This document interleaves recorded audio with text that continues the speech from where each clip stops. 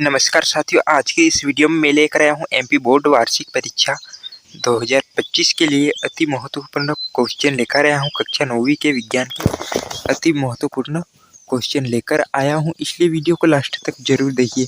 और चैनल पर नए तो चैनल को सब्सक्राइब करके बेल आइकन को दबा दीजिए। तो मैं पूरी किताब से ये आईएमपी क्वेश्चन निकाल कर लाया हूँ, तो आप चैप्टर वाइज क्वेश्चन बताने वाला है, तो वीडियो को लास्ट तक जरूर देखिए। तो चलिए देखते कौन कौन से प्रश्न आने वाले हैं। तो पहले हम देखने वाले हैं अध्याय 1 से। अध्याय 1 का नाम है हमारे आसपास के पदार्थ। ये वार्षिक परीक्षा के लिए महत्वपूर्ण प्रश्न है और अध्याय 1 से यानी कि 6 अंक के क्वेश्चन एक अध्याय से आएंगे। तो इसमें पहला क्वेश्चन है। पहला क्वेश्चन क्या है? वाष्पन यानी कि वाष्पीकरण से क्या समझते हैं। दूसरा क्वेश्चन है ऊर्ध्वपातन को परिभाषित कीजिए। फिर क्वेश्चन नंबर 3 है गर्म शुष्क दिन में रेगिस्तान कूलर अधिक ठंडा क्यों करता है। फिर प्रश्न क्रमांक 4 गलनांक को परिभाषित कीजिए।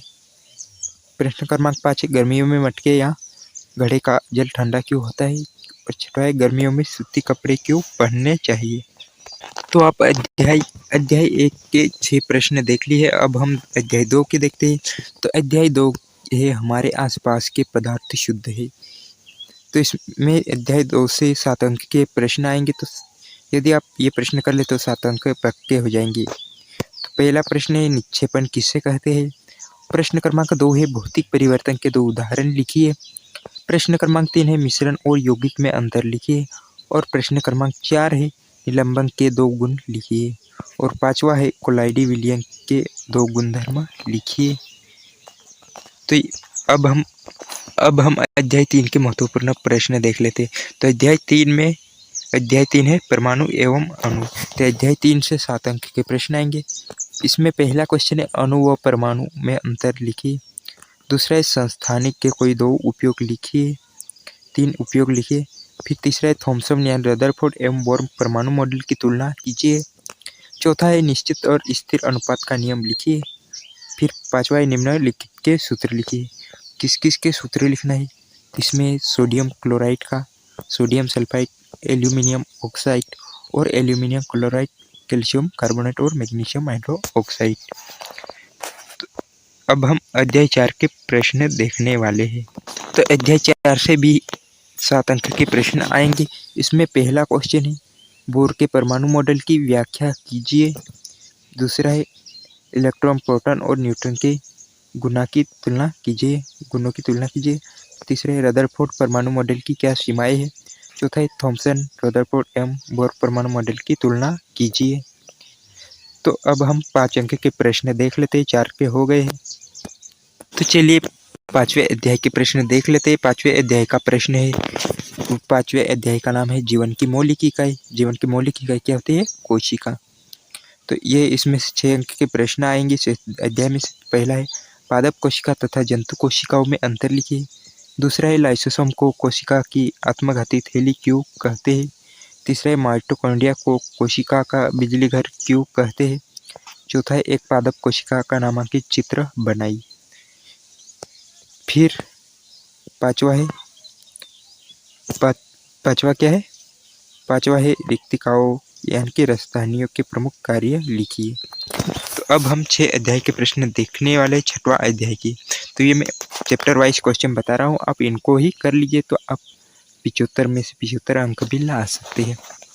तो आप इन प्रश्नों को अच्छे से कर लीजिए और आपको कौन से विषय का एमपी क्वेश्चन चाहिए वो भी हमें कमेंट में बता दिए। चैनल पर नहीं तो चैनल को सब्सक्राइब करके बेल आइकन को दबा दीजिए। और इसकी पीडीएफ में टेलीग्राम चैनल पर दे दूंगा, तो टेलीग्राम चैनल भी ज्वाइन कर लीजिए।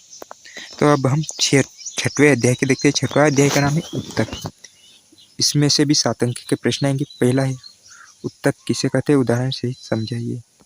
फिर दूसरा क्वेश्चन पेरेन्काइमा एवं कोलेनकाइम में 2 अंतर लिखिए। तीसरा है न्यूरॉन का नामांकित चित्र बनाइए। चौथा क्वेश्चन है फ्लोएम तथा जाइलम में अंतर लिखिए। फिर इसके बाद देखते हैं 5वां क्वेश्चन है हृदय पेशी का सचित्र वर्णन कीजिए। तो आप ये अध्याय 6 के आईएमपी क्वेश्चन देख लिए। अब हम अध्याय 7 के क्वेश्चन देखने वाले हैं। चलिए अध्याय 7 के देख लेते हैं।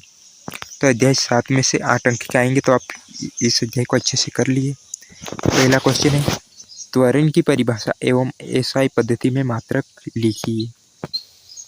दूसरा है दूरी और विस्थापन में अंतर लिखिए। तीसरा है चाल और वेग में अंतर लिखिए।